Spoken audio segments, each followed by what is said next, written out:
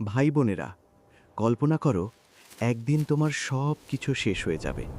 চাকরি চলে যাবে, টাকা পয়সা শেষ, বন্ধু বান্ধব দূরে সরে যাবে। তখন শুধু একটা জিনিসই তোমার সঙ্গে থাকবে, তোমার বাবা মায়ের দোয়া।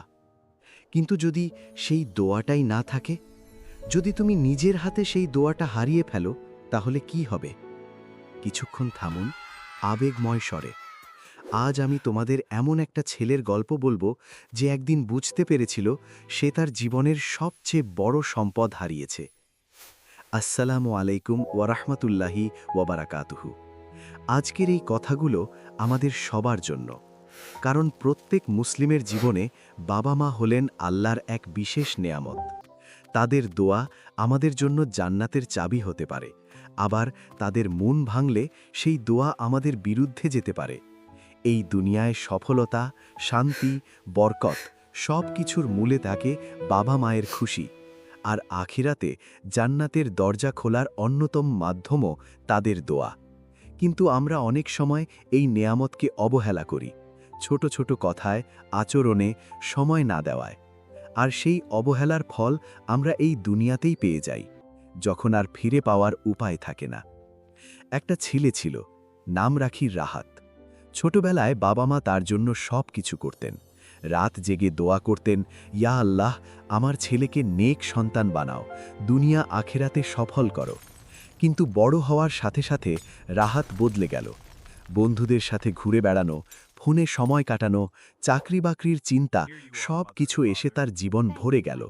বাবা যখন বলতেন, বাবা একটু বসো, কথা বলি, সে বলতো, আরে বাবা, পরে হবে। মা যখন খাবার নিয়ে আসতেন, সে বিরক্ত হয়ে বলতো, আমি বাইরে খেয়ে আসব। বাবা মা চুপচাপ সহ্য করতেন, কখনো কিছু বলতেন না, শুধু দোয়া করতেন। কিন্তু রাহাতের মনে হতো তারা বুঝতে পারছেন না আমার প্রেশার। কয়েক বছর পর বাবা মারা গেলেন। রাহাত কাঁদল, কিন্তু ভাবল জীবন তো চলতেই থাকে। তারপর মা অসুস্থ হয়ে পড়লেন।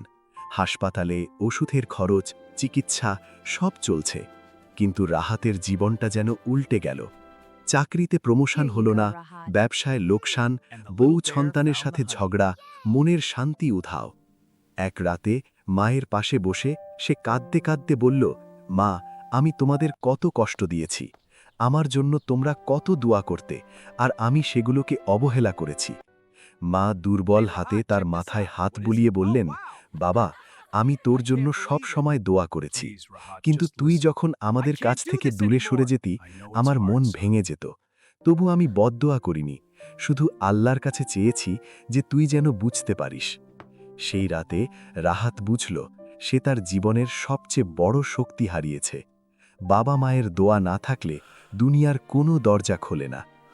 আল্লাহ তাআলা কোরআনে বলেছেন, তোমার প্রভু নির্দেশ দিয়েছেন যে তোমরা তাকে ছাড়া অন্য কারো ইবাদত করবে না এবং বাবা মায়ের সাথে সদ্ব্যবহার করবে। সূরা বনী ইসরাইল, আয়াত 23, সহজ বাংলা অর্থ। আর রাসূলুল্লাহ সাল্লাল্লাহু আলাইহি ওয়াসাল্লাম বলেছেন, তিনটি দোয়া নিঃসন্দেহে কবুল করা হয়, তার মধ্যে একটি হল সন্তানের জন্য বাবা মায়ের দোয়া। তিরমিজি, ইবনে মাজাহ, সহজ অর্থ। অর্থাৎ বাবা মা যখন তোমার জন্য দোয়া করেন, আল্লাহ তা ফিরিয়ে দেন না। কিন্তু আমরা যদি তাদের খুশি না রাখি, সেই দোয়ার বরকত থেকে বঞ্চিত হই। এখন একটু থামো ভাই বোন, নিজের জীবনের দিকে তাকাও। শেষ কবে তুমি বাবা মায়ের সাথে বসে গল্প করেছ? কবে তাদের জন্য এক কাপ চা নিজে বানিয়ে দিয়েছ? যখন তারা তোমাকে ডাকেন, তুমি কি বিরক্ত হও নাকি হাসি মুখে সাড়া দাও? তাদের দোয়া চাওয়ার আগে তুমি কি তাদের হৃদয় জয় করেছ? যদি আজ রাতে তাদের কেউ চলে যান, তুমি কি শান্তিতে বলতে পারবে, আমি তাদের হক আদায় করেছি? নাকি শুধু অনুতাপই থাকবে? ইসলাম আমাদের শেখায়, বাবা মায়ের খুশি আল্লাহর খুশি। তাদের সেবা করা আমাদের জন্য জান্নাতের পথ সহজ করে। তাদের দোয়া আমাদের জন্য সবচেয়ে বড় সম্পদ, এটা হারালে ফিরে পাওয়া খুব কঠিন। ছোট ছোট অবহেলা, কথায় বিরক্তি, সময় না দেওয়া বড় ক্ষতি করে। যতদিন তারা আছেন তাদের হাসি রাখার চেষ্টা করো, কারণ একদিন শুধু ছবি আর স্মৃতি থাকবে। ভাই বোনেরা, মৃত্যু আমাদের সবার জন্য অবধারিত। আজ যারা আমাদের জন্য দোয়া করছেন, কাল হয়তো তারা আর থাকবেন না। তখন আমরা চাইব, আহ, আরেকটু সময় পেলে তাদের খেদমত করতাম। আজই ফিরে যাও তাদের কাছে। আজই বলো, মা বাবা, আমাকে মাফ করে দাও। তোমাদের জন্য আমি আর কখনো কষ্টের কারণ হব না। আজই তাদের পায়ে হাত দিয়ে দোয়া চাও, ইয়া আল্লাহ, আমাদের সকলকে বাবা মায়ের হক আদায় করার তৌফিক দাও।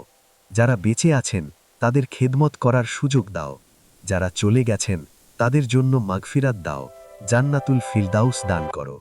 আমাদের সকলের জন্য বাবা মায়ের দোয়া কবুল করো, আর আমাদেরকে তাদের খুশিতে রাখার হেদায়াত দাও। আমিন, ইয়া রাব্বাল আলামিন।